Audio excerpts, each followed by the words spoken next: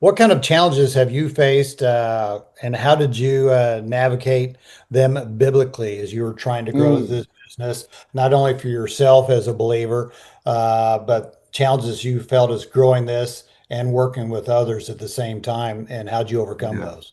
Ooh, man.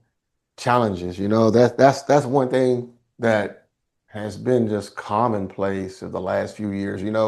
We think in business, especially we trying to have a kingdom aligned that it's supposed to be just perfect and just hunky-dory and party city and ooh and amazing. And it's just not that way. God doesn't operate that way. God has a, you know, God always reminds me, we're familiar with Romans 8:28, but very few of us are familiar with Romans 8:29, when it speaks about, God is more focused on conforming us to the image of Christ. And he will use the ups and downs of business to do that more. I think God has a sense of humor. Like I said, I went full time in business August 23rd, 2016. And the challenges of just success, the challenges with clientele, fulfillment. And I think that what can happen as well, when you have quick success, all of a sudden now you begin to worship that success. Mhm. And God doesn't want any competition. And God had to reveal to me several times since I've been full time that that your the business doesn't go before me. And I was beginning at times to put the business before God, right? And God has a way of slowing things down, of a way of getting our attention, and He done it several times since 2016.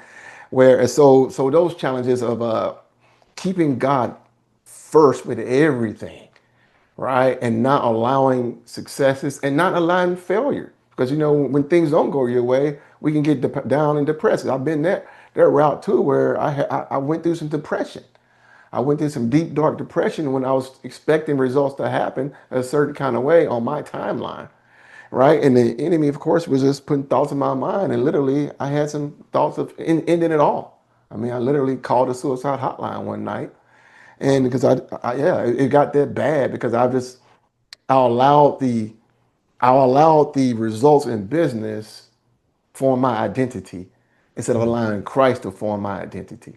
So when business was great, God loved me. And business wasn't great, I felt God hated me. And the enemy just preyed on that. So those challenges of really knowing who you are, having this proper alignment and identity, realizing that God doesn't love me more or less if my business does seven figures, this year or not. He doesn't love me more or less if I do six figures or not, right? The love doesn't shift based on the results in the business.